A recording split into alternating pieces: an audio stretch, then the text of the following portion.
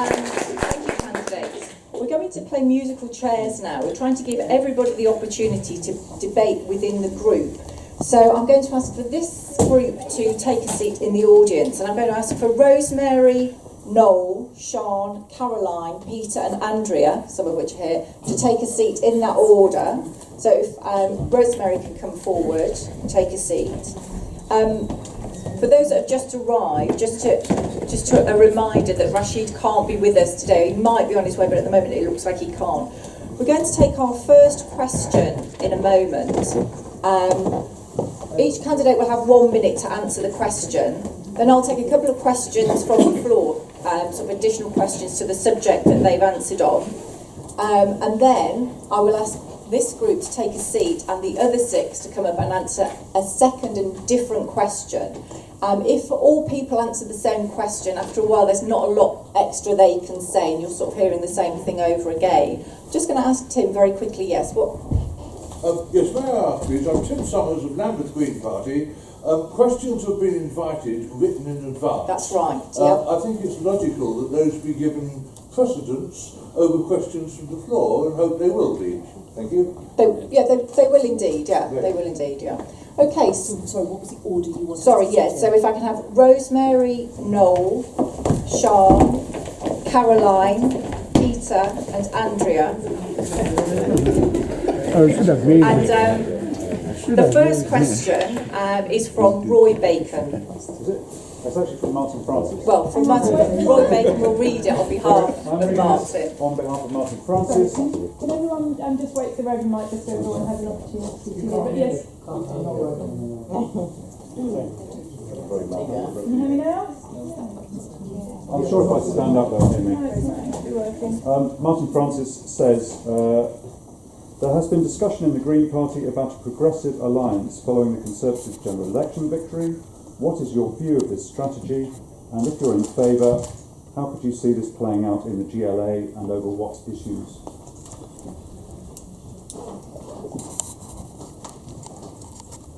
We'll just give the candidates just a few seconds just to take that question on board. Yes. Sorry, could Rosemary just introduce herself? Because we've not really heard her. I don't know what she's representing. Yeah, if all candidates could just remind everybody of who they are just at the start, just to repeat your name all for the first time. But she hasn't done her 1 minute thing.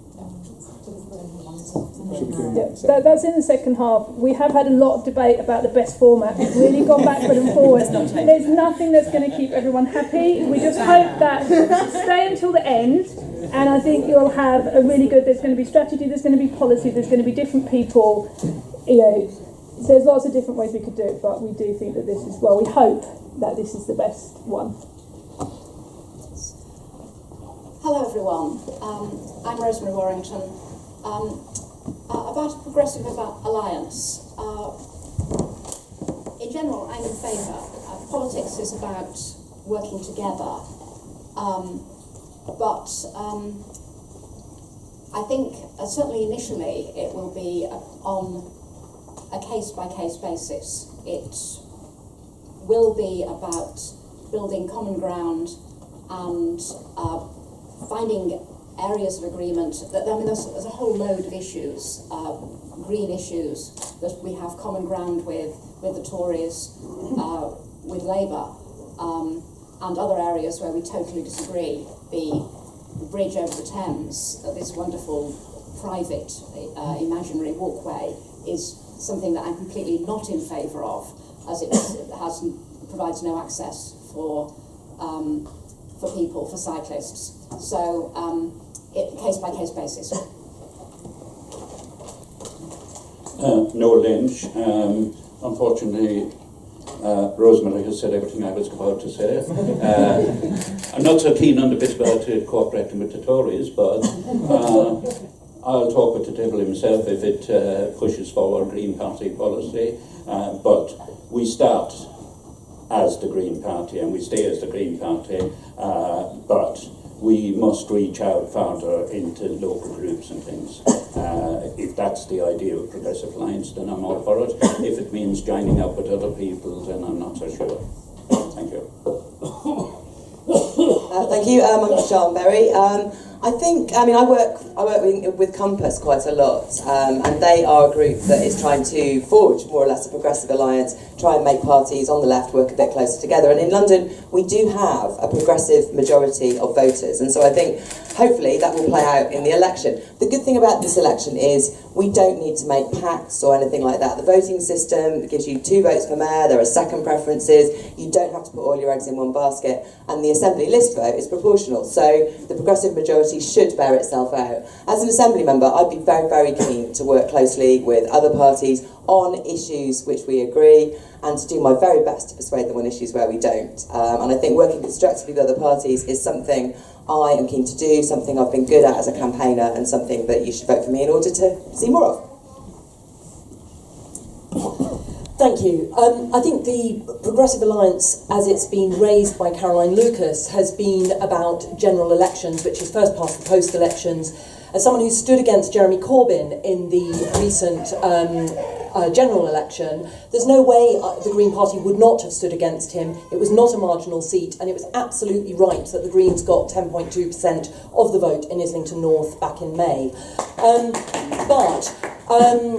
Beyond that, absolutely agree with what Sian said about cooperative working. The only way that 2 or 3 London Assembly members for the Greens are going to get stuff done in City Hall is if we work with Tories, with Lib Dems and with Labour Assembly members to make sure that the right decisions happen and that Londoners get the best deal possible. Peter Underwood. At the risk of repeating what everybody said before, I agree in working on individual issues. I don't think in terms of party alliances, because that just leads to compromise, and I think we're right on issues, so we shouldn't be compromising. Personally, I'm a member of a residents' association where I'm a Green and everybody else is a Tory, so I'm used to working with lots of Conservatives to try and get things done. We've also recently worked with Labour in the north of Croydon to bring in 20-mile-an-hour limits in residential zones. I'm currently trying to get together people to oppose a flyover built in Croydon as well. The main thing is you work with people who share a common aim on those individual issues, and we should be happy to do that. But yes, it's no compromise because we've got the right ideas. Hi, Andrew Carey Fuller. I suppose I've got a slightly different perspective on this, in that I'm more for alliances with community groups and pressure groups, and also for working with the unions. I very much would like to see the Green Party working alongside the NUT on pushing forward against the Academy's agenda.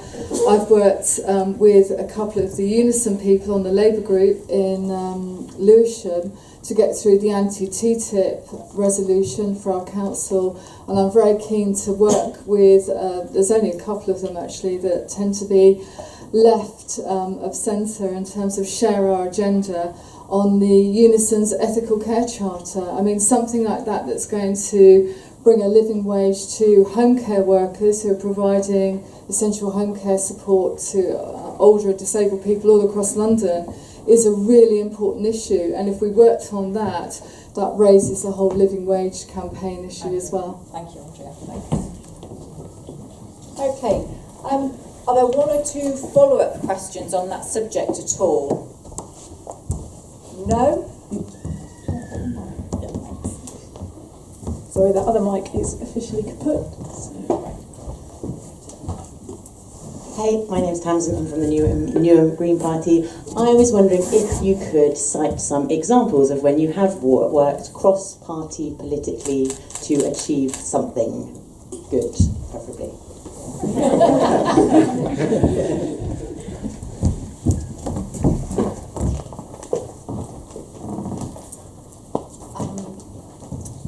I've not held elected office.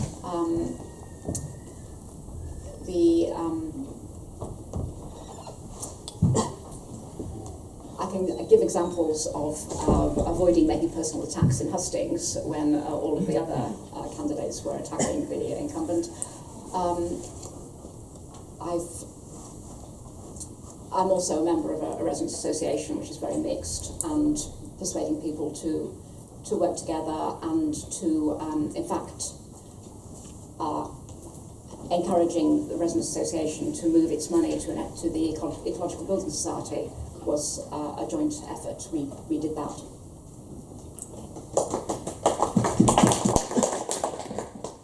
I hate to admit it, but in the Assembly, particularly in the Health Committee, I had a lot of support from the Tory member on it, who has since actually, even worse, he's since decamped to UKIP.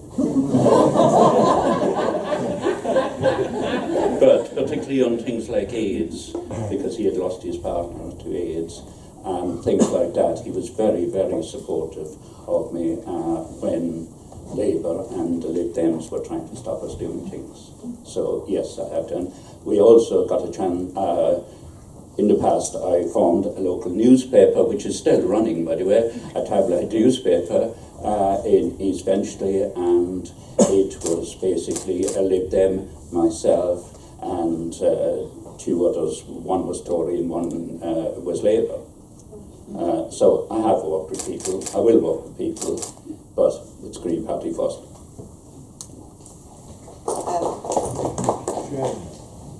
Okay, thanks. I gave some examples of this in my opening speech, and I've met one things from Tory ministers and Labour ministers at a national level too.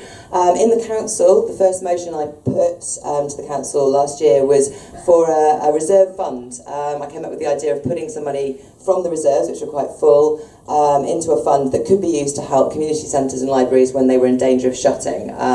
And this was passed unanimously by all the parties, and now it exists. There's £1 million. In my job, we recently got the government to pass a new law guaranteeing funding for cycling and walking, and that involved working with the all-party parliamentary group on cycling and a whole range of different organisations. And in the current campaign, I've put forward the proposal to the Labour MPs who are standing for mayor, that they should put an amendment with Caroline Lucas into the city's bill to bring in the power to do rent controls, and that hasn't gone down too badly either. So this is my bread and butter. Putting things forwards, getting other parties to support it is incredibly important.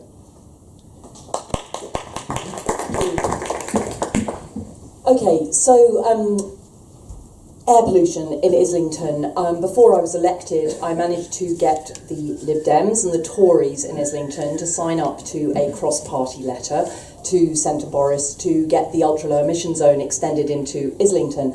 The Labour councillors refused to sign up. They are completely tribal, but they have dug themselves an enormous hole by refusing to join this cross-party initiative, and that hole just keeps getting bigger with every passing day and more evidence coming out. I find on Islington Council, because Labour won't back the stuff that I do, I have had to find other ways to make them do what I want. So the other day I put an amendment to their emergency motion about the residents at Islington Park Street facing eviction. And although all the Labour councillors voted down my motion to make it a planning issue and provide planning protection, the next day they sent planning officers to actually implement what I'd asked for in my motion. So you don't always have to get them to agree to make them act.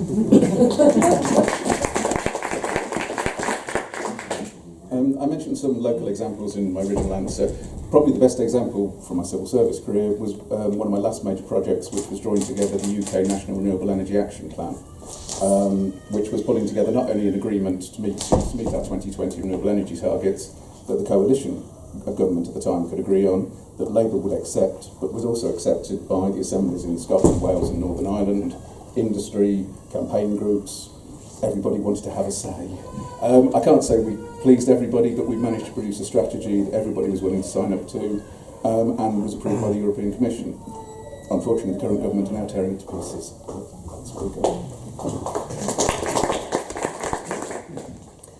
In addition to the no TTIP resolution I've already mentioned, one of the things I've done recently is put a motion to Lewisham Council to ask for the Labour Party to be an automatic seconder to our one and only Green councillor John Coughlin, so that he can bring forward motions, because at the moment he's being denied the opportunity to do all the things that he should be able to do for his constituents in Broccoli.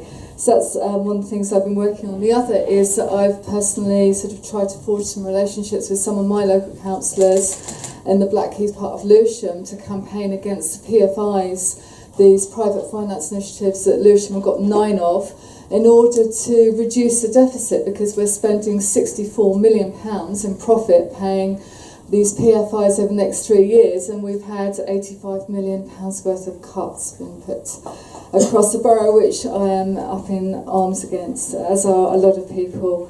And the other things are on housing and health. Thanks, Andrew. Okay, so we're now going to play musical chairs. I'm going to ask these 6 candidates to take a seat in the audience, and the 6 that haven't spoken or answered a question yet to come up. Can I just ask all the candidates just to introduce yourself, just to give your name when you start to speak?